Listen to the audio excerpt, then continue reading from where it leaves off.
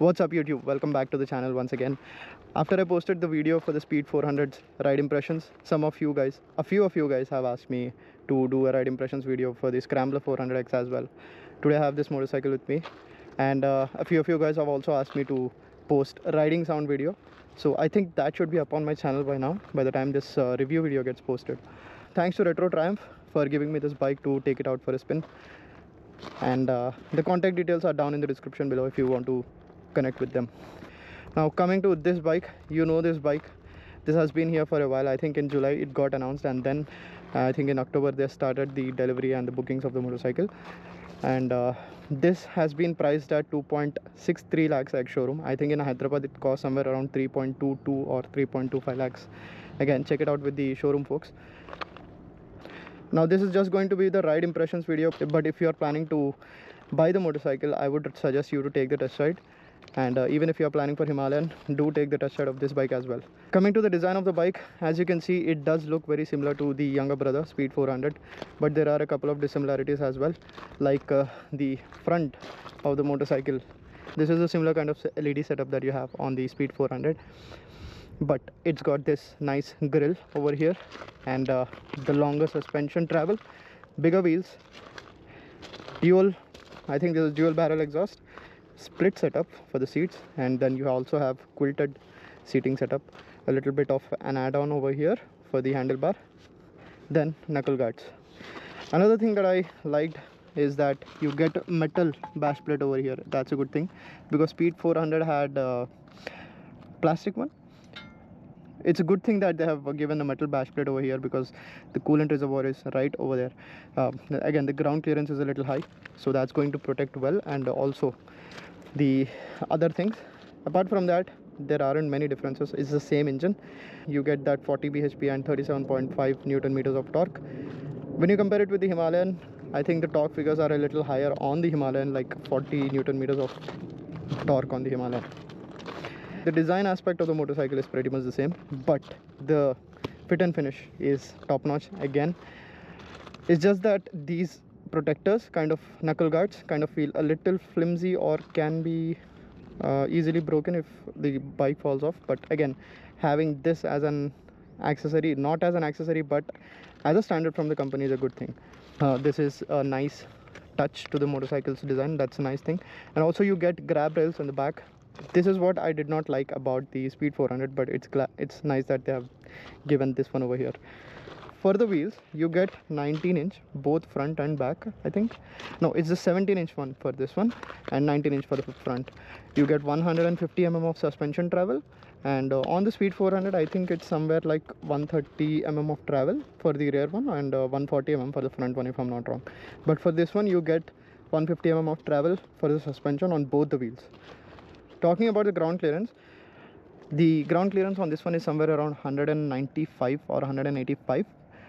Seat height is 835. That is a tall seat height. And the suspension travel on this one is 150 mm compared to the Himalayan's 200 mm of suspension travel. Now on the Himalayan, the ground clearance is 230 mm I believe, but this one is a little less. Overall, I like the design of the motorcycle. Let me know in the comments below what do you guys think about the bike. Now if you're new to the channel, do hit the subscribe button, because a lot of new motorcycles are going to come up in the future.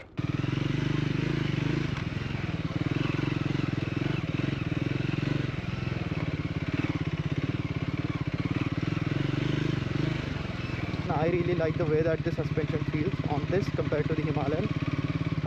It feels a little soft, especially when you are on a bigger potholes. It kind of absorbs the bumps really nice.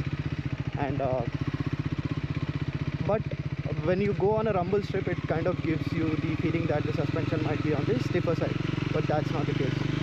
I like the way that it feels when you are going in a deeper potholes. It takes you in very gently, and I mean to say, the compression and the rebound for the rear suspension setup is really nice. Even the front one performs really well.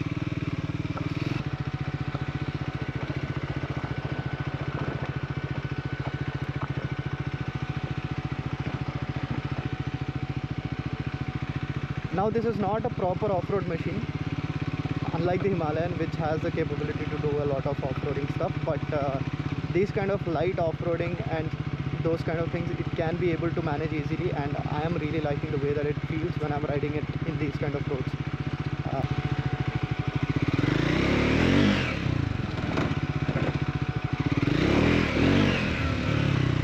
There is so much of power in this motorcycle.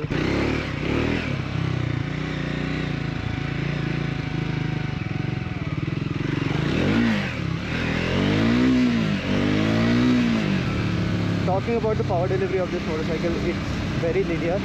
You have very low end power compared to the Himalayan's mid-range punch. Well, it's day 2 with this motorcycle, and on the first day I was not able to record a lot of the footage because the GoPro kind of gave up due to the heat. Anyways, thanks to Retro Triumph for giving me the bike again to test it out and give you the ride impressions. I've driven this bike for around like 2 hours or so, and in the city traffic conditions, and also I took it out for a little bit of off-road patch. Not an extreme off-road patch, but kind of like a mild or a light off-road trail, and I really had a lot of fun with this bike. One thing that I noticed with the Triumph showrooms is that when I first booked the motorcycle in the month of July back in 2023, in Hyderabad there was only one showroom, that was Retro Triumph itself. Later on in October and November they started expanding, and 2 new showrooms came up at that time. Recently I have been informed that there was also another showroom that has been opened up somewhere in Himayat. If you are from Hyderabad, then you might check it out. Good thing that they are expanding the showrooms, and also the service center for the Retro Triumph, the branch in Banjara Hills, they have shifted the service area to another new location nearby, which has a little bit of more space to accommodate bigger bikes as well as the 400cc motorcycles. But still, the showrooms are only available in the metro cities as of now. Hope that they will expand it to non-metro cities as well, so that the other riders can buy these bikes. One more thing that I had an opportunity to experience recently is that Triumph or Bajaj has been stepping up a lot with respect to the community engagement for these bikes. I had been to a weekend ride where Retro Triumph organized that, and they kind of took it to nearby place somewhere near the Anantagiri Hills, and a lot of new riders came in and they had a lot of interactions and stuff like that, which you might already know. Another event that has happened recently here in Hyderabad's Retro Triumph is that the Triumph Bike Night. This was organized by Bajaj, where a lot of riders who own Speed 400s and the higher cc motorcycles as well from Triumph, they came in and had a little bit of chit chat. I think that is a good thing that Triumph or Bajaj has been putting up so much effort into community engagement as well. Again, thanks to Retro Triumph for inviting me for that event. Now, invitation to do those kind of events might depend on the area or the availability of space. So again, it's not a guarantee that you will be invited if you buy this bike, but they do their best to get you onto those community rides at least, if not the event.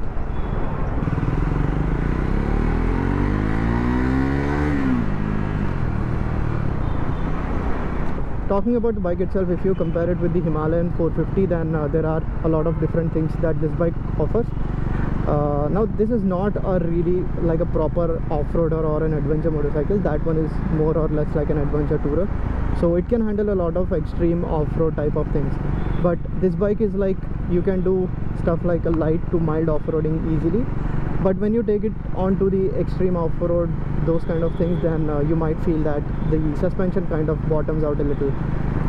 Now, that might happen not just because of the 150 mm of suspension travel, but also you have a lot of softer suspension setup compared to the Himalayans, a little stiffer side.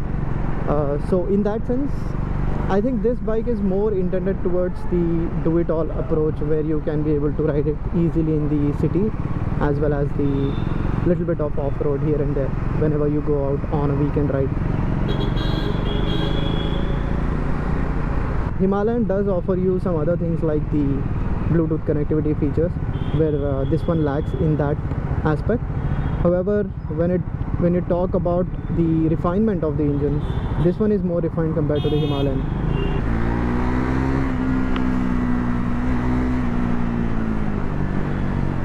There is a lot of buzz on the Himalayan, whereas on this one when you are driving it at a lower rev range, then this one feels much more refined compared to that one. It's only when you go a little higher on the rev range, that's when a little bit of buzz starts to creep in for this bike. Other than that, this one feels quite contained when it comes to the vibrations.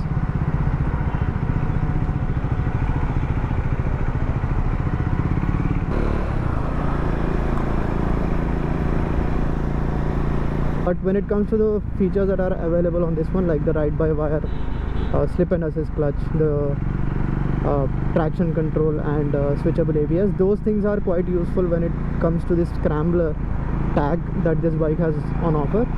So when it comes to the seat, I felt that the Speed 400 has a little bit better seat setup, because even though this one has a split seat, I think it is kind of a little bit hard.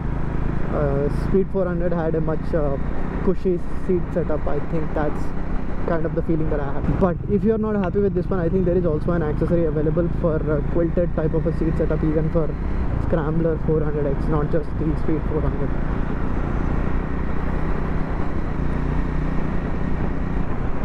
Fuel consumption again is going to be very much similar, but not the same. It might be a little less than the Speed 400, so you should be expecting somewhere at 24 to 27 or 28 kilometers per liter in the city, depending on how you ride it.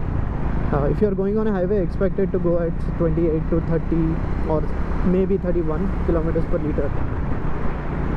The ride quality feels quite comfortable and quite good. Regarding this one, I really like the way that it rides even in the city. So that's what this bike is all about.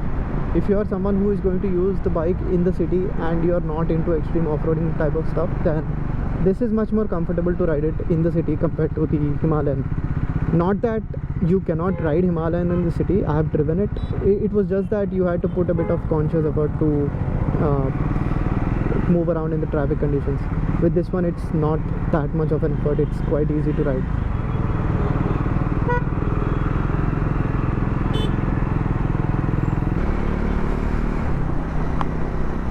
Talking about the warranty policy, you get the similar type of warranty that you have for the Speed 400 as well. It's like a 2-year unlimited kilometers warranty, and then you have extendable warranty of another 3 years, making it 5 or 75,000 kilometers on the whole for the extended warranty included.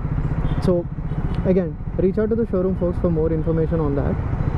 You do get a lot of different accessories available from both company and the aftermarket.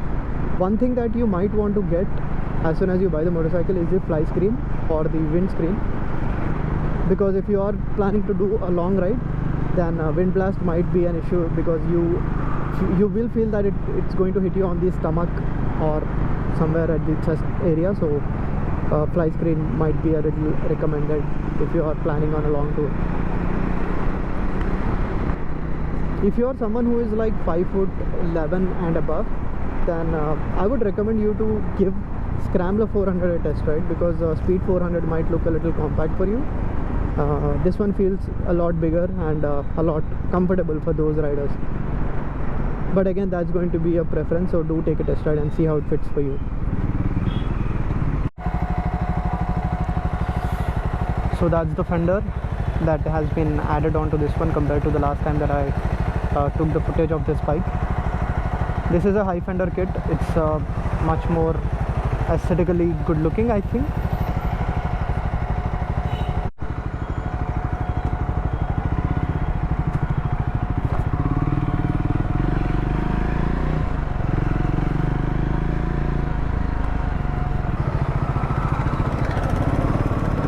A couple of things that I think can be improved on this motorcycle in the next iterations is that the rear brake. First one is the rear brake.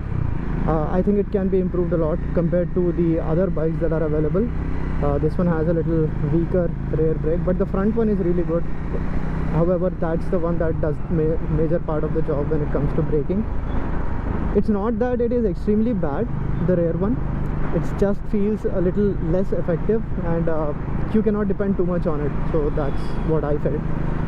Talking about the other thing that can be improved is the radiator fan noise. I think it's quite loud, especially when you are stopping at the signals or traffic. Then it can get pretty loud. However, There are no heating issues as such. It's just that the fan is only the thing that's making a lot of noise around. So, but that's okay. Hopefully they will reduce the noise in the next iterations. And another thing that I think can be improved is the seating comfort. This seat feels a little stiff compared to the Speed 400 because I was expecting a much more comfortable seat on this one. It's not that it is bad, but it's just it can be a little better because I had a lot of expectations. So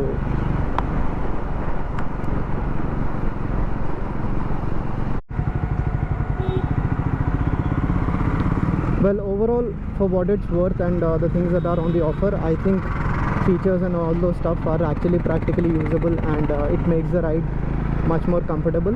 Even in the city traffic conditions, you can ride it easily. Yes, it is tall. At 835 mm, it feels really tall for me, who is 5'6". I'm wearing shoes that have a little bit of insole or sole to it, which gives me a little bit of height. But once you're on it, it's very easy to manage and move around in the traffic. That's it for today. And regarding the Scrambler 400X, let me know in the comments down below what you guys think about the bike and what are the other options that you would choose.